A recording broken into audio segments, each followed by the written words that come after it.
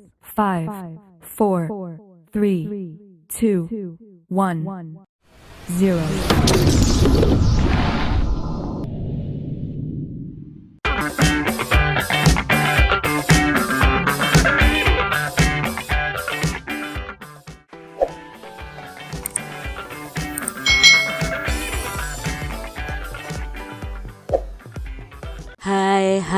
Hai. Selamat datang di channel YouTube Kak Citra. Apa kabar adik-adik semuanya? Kak Citra berharap kalian dalam keadaan yang baik, sehat, dan siap untuk belajar ya. Nah, hari ini kita akan belajar untuk mata pelajaran tematik kelas 3. Kita belajar di tema 3, benda di sekitarku, subtema 3, perubahan wujud benda, pembelajaran 1. Mari adik-adik kita belajar dengan penuh semangat. Adik-adik telah mengenal wujud benda. Ada benda padat, benda cair, dan benda gas. Adik-adik juga telah mengetahui sifat-sifatnya. Sekarang apa yang terjadi jika benda tersebut dipanaskan, didinginkan, dan diletakkan di udara terbuka? Apakah benda-benda itu akan mengalami perubahan? Benda dapat mengalami perubahan wujud jika benda tersebut dipanaskan atau didinginkan. Perubahan wujud apa sajakah yang akan terjadi? Nah, perubahan wujud benda di alam itu tanda kebesaran Tuhan. Di subtema ini kita akan belajar perubahan wujud benda di sekitar kita. Mencair. Hari ini sangat terik. Lani membeli es krim bersama teman-temannya. Beberapa saat es krim berubah menjadi cair.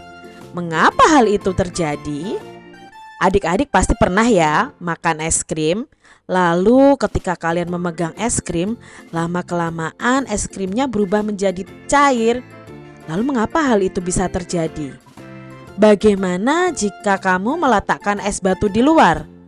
Tentu saja lama-kelamaan es tersebut akan berubah menjadi air, bukan? Begitu juga ketika kamu memegang coklat. Lama-kelamaan coklat itu akan meleleh juga atau mencair adik-adik. Nah, mengapa demikian? Coklat meleleh karena terkena panas tanganmu. Perubahan wujud dari padat menjadi cair disebut mencair atau melebur atau meleleh. Jadi adik-adik, es krim tadi awalnya adalah benda padat. Lalu ketika terkena panas dia mencair, ya. Maka disebut mencair atau meleleh atau melebur. Itu perubahannya. Sama dengan es batu. Es batu itu benda padat loh adik-adik. Ketika ditaruh di luar dan terkena panas, maka dia akan berubah menjadi air. Nah, prosesnya itu disebut mencair, meleleh atau melebur.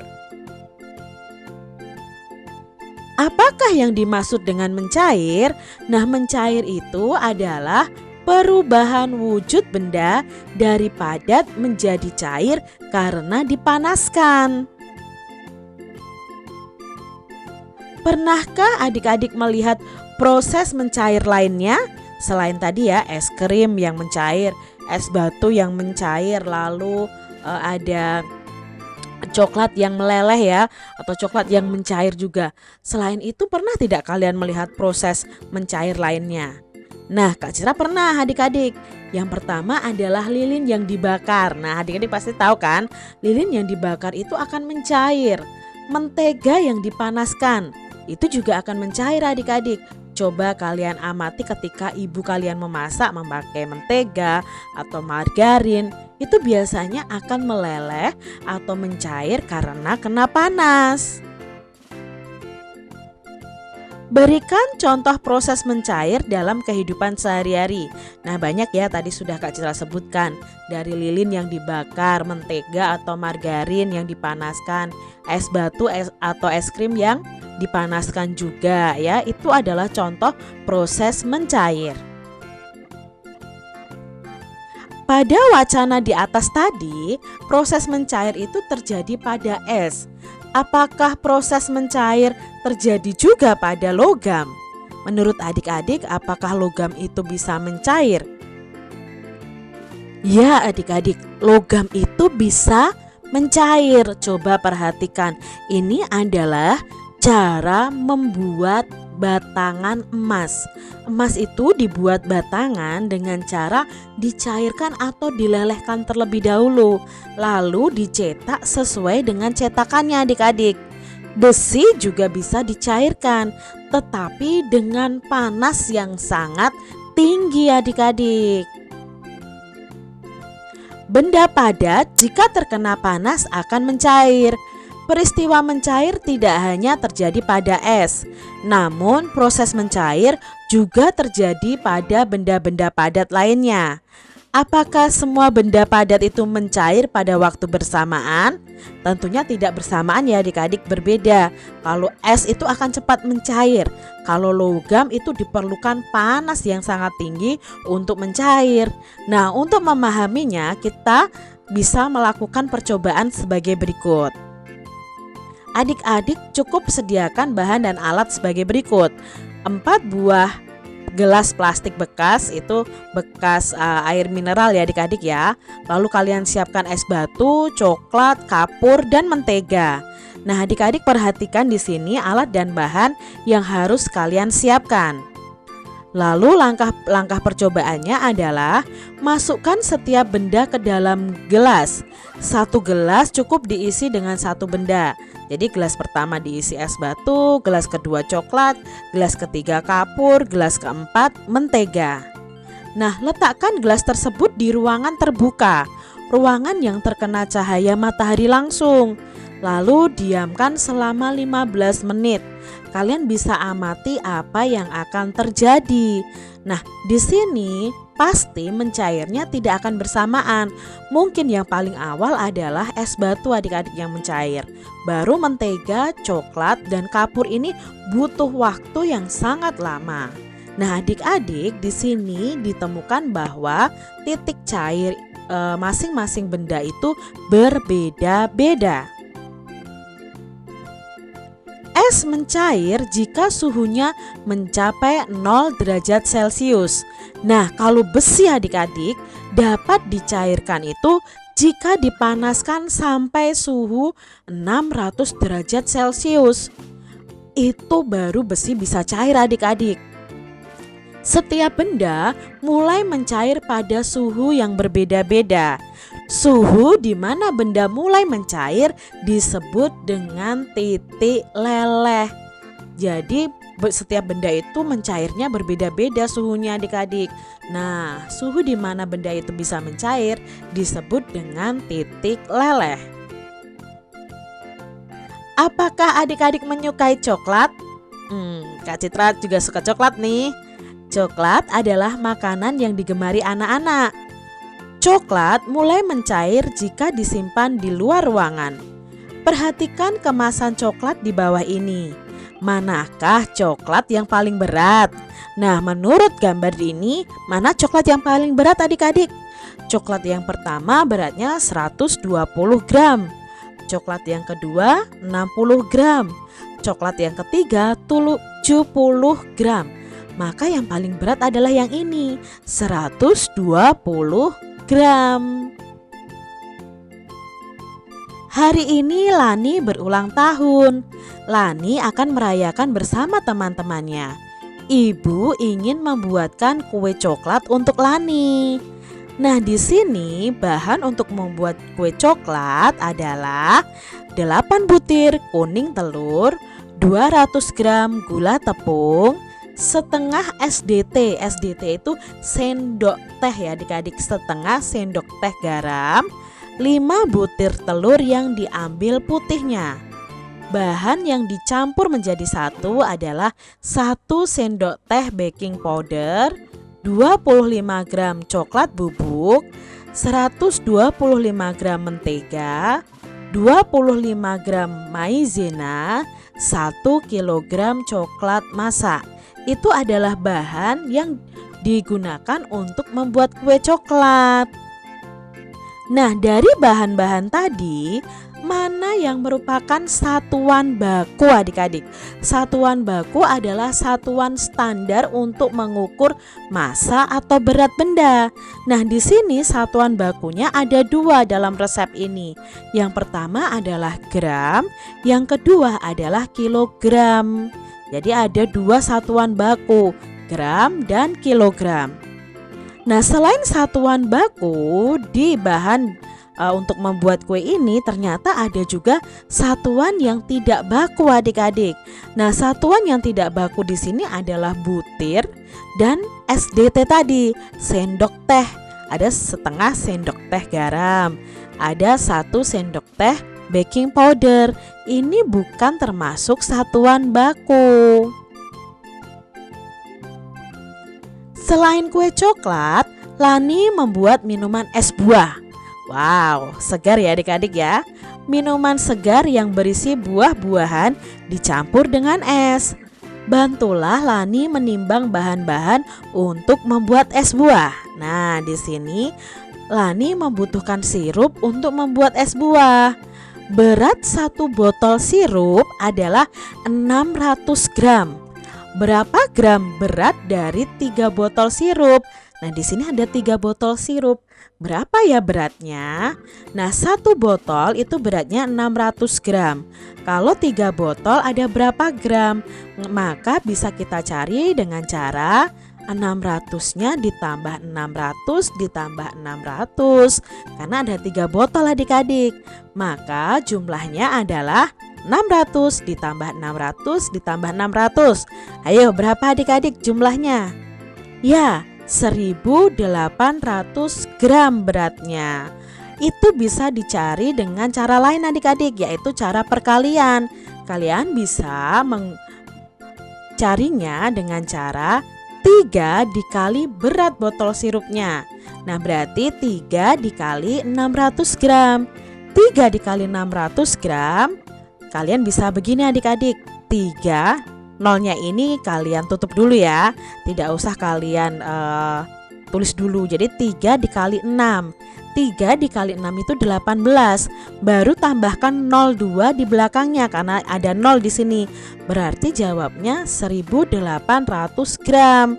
Kesimpulannya, jadi berat dari ketiga botol sirup adalah 1800 gram. Buah yang digunakan untuk membuat es beraneka ragam. Perhatikan berat buah pada timbangan. Nah, di sini ada buah apa ya adik ya nih? Ini seperti buah pir ya kelihatannya ya. Ini 20 gram ya. Ini 20 gram ya. Lalu di sini ada 35 gram buah apel. Nah, kita cari tahu nih adik-adik, berapa gram berat semua buah tersebut? Nah, berarti kita tambahkan beratnya. 20 gram ditambah 35 gram. Berapa beratnya? Ya, beratnya adalah 55 gram. Lalu, buah manakah yang timbangannya paling berat? Apakah buah pir ini atau buah apel? Di sini 20 gram, di sini 35 gram. Berarti yang paling berat adalah buah apel. Ibu membeli 5 kg gula pasir. Gula pasir itu digunakan untuk memasak kue 3 kg. Kemudian gula pasir digunakan untuk membuat es buah 1 kg. Berapa kilogram sisa gula pasir ibu? Berarti awalnya 5 kg. Lalu digunakan memasak kue 3 kg. Bertambah atau berkurang adik-adik? Ya, berkurang. Lalu digunakan untuk membuat es buah lagi 1 kg. Berarti berkurang lagi. Maka bisa kita tulis kalimat matematikanya adalah 5 kg dikurangi 3 kg dikurangi 1 kg. Berapa hayo? 5 dikurangi 3. Ya, 2. 2 dikurangi 1. 1. Berarti sisanya adalah 1 kg. Jadi sisa gula pasir ibu adalah 1 kg. Lani membeli 750 gram jeruk medan. Kemudian jeruk medan dipakai untuk campuran es buah. Jeruk yang tersisa adalah 530 gram. Berapa gram jeruk medan untuk membuat es buah? Nah, untuk mencarinya kita tinggal mengurangkan 750 gram dikurangi 530 gram. Berarti itu nanti hasilnya adalah jeruk medan yang dipakai untuk membuat es buah. 750 gram dikurangi 530 gram berapa? Ayo, coba adik-adik coret-coret sekarang. 750 dikurangi 530. Berapa hasilnya? Kak Citra hitung sampai 3 ya. 1, 2, 3. Ya, hasilnya adalah 220 gram. Jadi jeruk medan untuk membuat es buah sebanyak 220 gram. Di negara-negara yang mengalami 4 musim, saat musim dingin itu tiba akan turun salju adik-adik. Nah, salju akan mencair begitu ganti musim semi. Nah, tahukah adik-adik bahwa setiap butiran salju itu mempunyai bentuk yang khas? Adik-adik bisa melihat butiran salju yang bentuknya berbeda-beda. Bentuk yang berbeda jika dilihat di bawah mikroskop. Nah, ini adalah bentuk dari butiran-butiran salju adik-adik. Jadi kalian bisa melihat butiran salju itu dengan mikroskop. Sayang ya, di Indonesia musimnya hanya 2 musim ya adik-adik ya. Tidak ada musim salju. Jadi kita tidak bisa melihat butiran salju dengan mikroskop bentuknya seperti apa. Tapi dari butiran-butiran salju ini terciptalah karya seni seperti berikut adik-adik. Nah, ini terinspirasi dari butiran-butiran salju tadi. Ini adik-adik bagus ya, sangat bagus. Dari warnanya bagus, bentuknya juga bagus. Kamu dapat menghasilkan karya seni loh. Untuk itu kamu harus menggabungkan antara garis, bentuk, dan warna. Dengan demikian hasilnya menjadi harmoni yang indah. Adik-adik bisa ya menggambar seperti tadi. Nah, ini berasal dari garis berbagai macam bentuk. Ada lingkaran, ada persegi panjang.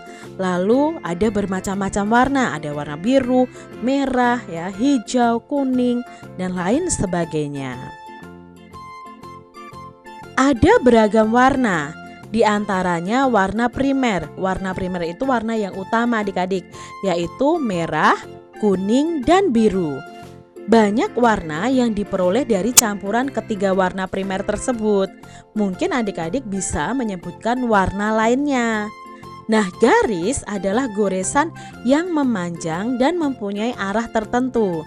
Garis dapat dibuat pendek, panjang, lurus, tipis, vertikal, horizontal, melengkung, berombak, halus, tebal, miring, patah-patah, dan masih banyak lagi sifat lainnya. Sedangkan bentuk juga dapat bermacam-macam adik-adik. Di antaranya ada bulat, persegi, tidak beraturan, dan lain sebagainya. Nah, jika warna, garis, dan bentuk itu digabungkan menjadi sebuah karya seni, akan sangat indah adik-adik. Demikian tadi adik-adik pembahasan kita di tematik kelas 3, tema 3, subtema 3, pembelajaran yang pertama. Semoga video pembelajaran ini bermanfaat ya untuk adik-adik semuanya. Dan sampai jumpa lagi di video pembelajaran Kak Citra selanjutnya. Tuhan memberkati. Jangan lupa tekan tombol subscribe, lalu tekan loncengnya, tekan juga tombol like, lalu share ke media sosial kalian. Jangan lupa untuk ikuti media sosial Kak Citra. Terima kasih.